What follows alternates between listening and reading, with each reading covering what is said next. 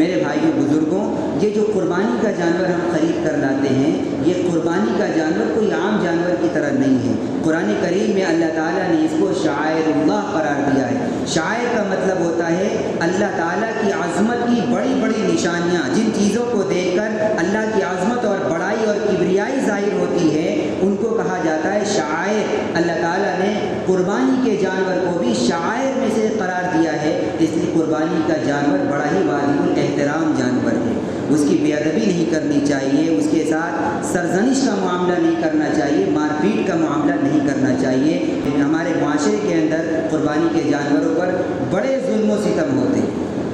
بڑے ظلم و ستم ہوتے ہیں۔ میں کس کس باتوں کو گناؤں اور شمار کروں؟ ہمارے بڑے لوگ بچوں کے کہنے میں آ کر اور ان کے پریشر میں آ کر جانور خرید کر لاتے ہیں اور لا کر ان کے حوالے کر دیتے ہیں، اور پھر بچے کیا کرتے ہیں، پیچھے سے کوئی پونچھ اینٹ رہا ہے اس کو دوڑانے کے لیے، کوئی اس کو نہیں چل رہا ہے زبردستی چہرے پر مار رہا ہے، ڈنڈے سے پیٹ رہا ہے، کوئی چڑھ کر اس کے اوپر بیٹھ جا رہا ہے، اس کی سواری کر رہا ہے۔ یاد رکھیں کتابوں میں فقہاء نے مسئلہ لکھا ہے، قربانی کے جانور پر بوجھ لادنا، قربانی کے جانور کو مارنا، قربانی کے جانور پر سوار ہو کر سواری کرنا، یہ سب ناجائز عمل ہے۔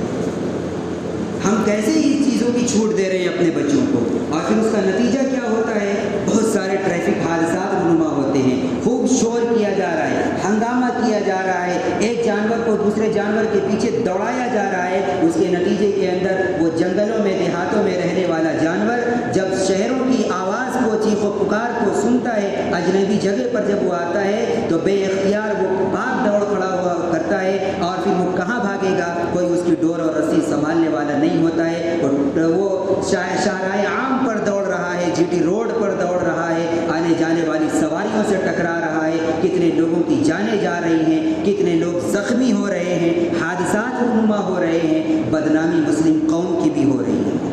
تو ہم اللہ کے نام پر قربان کرنے کے لیے لا رہے ہیں۔ ایک تو یہ کہ اس کے ساتھ یہ ناروا سلوک ہو رہا ہے، پلس اس کی وجہ سے قربانی کا یہ عمل غیروں کی نظر میں بدنام ہو رہا ہے کہ یہ مسلمان ایسے ہی ہوتے ہیں، ان کی وجہ سے ٹریفک کا نظام معطل ہوتا ہے، ان کی وجہ سے حادثات ہوتے ہیں، بند کرنا چاہیے، قربانی پر پابندی لگانی چاہیے، روک لگانی چاہیے۔ یہ کوئی نئی چیزیں تو نہیں ہیں، ہر دن آئے دن قربانی کے موقع پر اس طریقے کی باتیں میڈیا کے اوپر چلائی جاتی ہیں، اور باقاعدہ ماحول بنانے کی کوشش کی جاتی ہے، اور اس ماحول میں معاون اور مساعد ہم بنتے ہیں، ہماری اولادیں بنتی ہیں۔ کتنے ایسے حادثات آئے ہیں کہ اونچی اونچی جگہوں سے قبرستانوں کے اوپر لے کر گئے چرانے کے لیے، اور اوپر سے جانور کو نیچے کدا دیا، اس کی وجہ سے اس کی ٹانگ ٹوٹ گئی،